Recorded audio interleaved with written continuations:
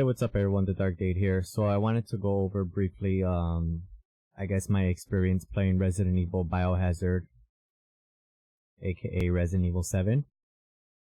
I played it yesterday for about 2 hours. I streamed it on Twitch. And I wanted to give, I guess, my ideas, thoughts, you know, as far as, like, should you go buy it? So obviously video games are not cheap anymore.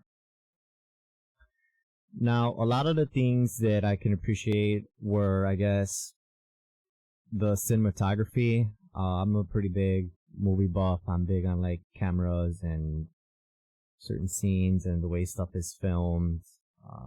Those of you might not know, but I've been doing photography since 2005. So a lot of the scenes, the way they're shot, it really makes you feel like you're in a horror movie, like you're watching a horror movie.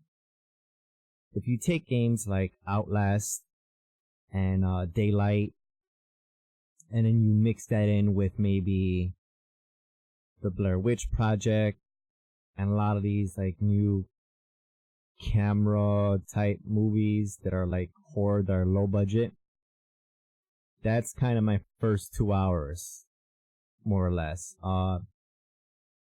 It by no means feels like a Resident Evil game. I mean, the first Resident Evil game I played, it holds such a nostalgic feeling because I was 12, 13, and I played it on the original PlayStation.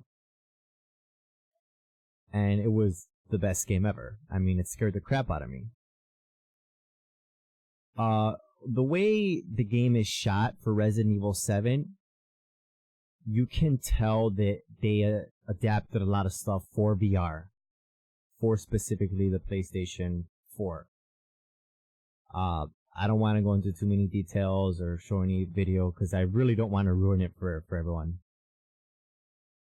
But the field of view. So you look at something like this and you don't have much vision outside of, you know, what you see with your flashlight, really.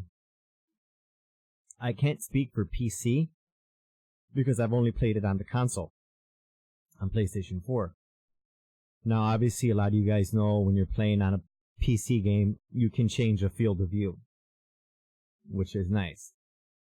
I didn't see any options for that on the PlayStation, although I would like to see something like that, maybe an upcoming patch. Now, I have the deluxe version. So I do want to try and knock this game out before the new DLC arrives in 4 days or so, or 5 days or so. I think that's when it's coming out. Now from where I read, the new DLC is not VR compatible. So you guys should note that. Now, I read a few articles, one specific from Polygon, which I'll link down below, which I guess some people are getting sick. And that's not even from VR. It's just the way that the game is shot and filmed and the way they did it, that people are getting like dizzy and feeling nauseous and stuff. I kind of had that, but with Doom. But I got used to it after a few hours.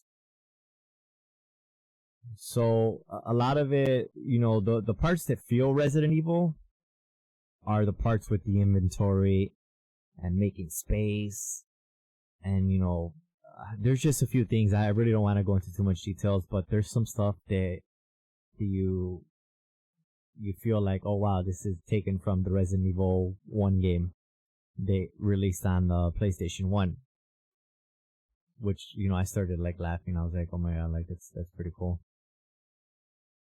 Now, for I guess the horror aspect and the scary aspect, it freaked me out a bit.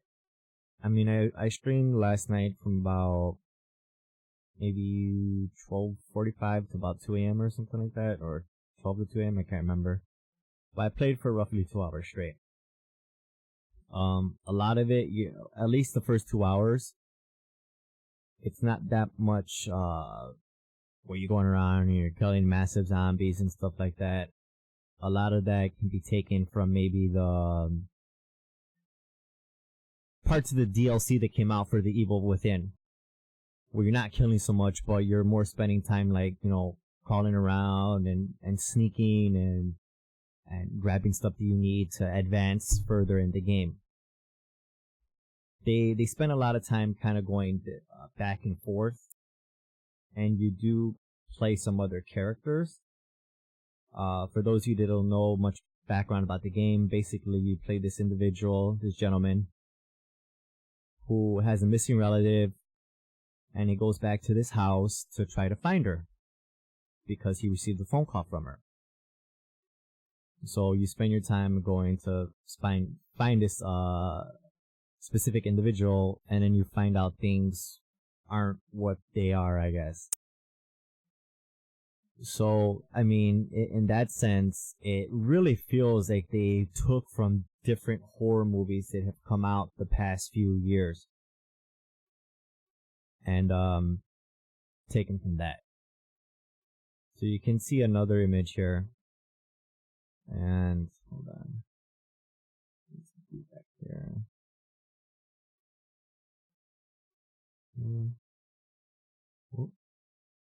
Okay. So you can see here what I'm talking about as far as like field of view, depth. You can't see much through your peripheral vision. So your left, your right. I can't imagine what it's like on VR. Probably pretty brutal. Fortunately, I don't have a VR unit, so I can't really say on that, but I'm sure there's tons of VR reviews on YouTube. But overall, just based on the 2 hours, I would say it's worth the buy.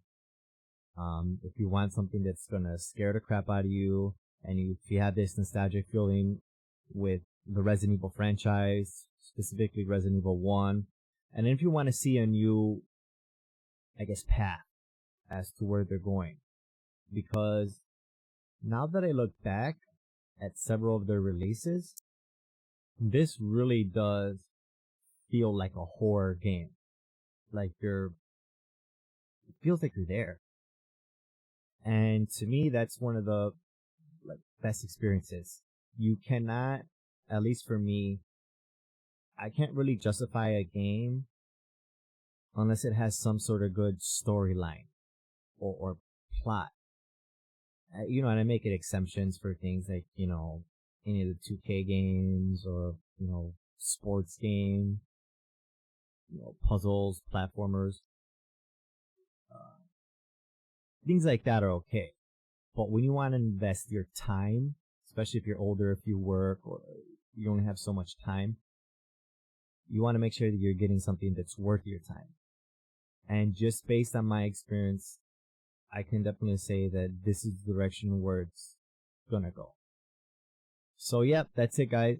I hope you enjoyed, and I'll see you next one. Take care. Be sure to like, subscribe, all that good stuff. Helps the channel out. And I'll probably be doing another one with the next 5 to 7 days, specifically on the DLC too, because I do want to try to get through this game. So, yep. See you next one, guys. Bye.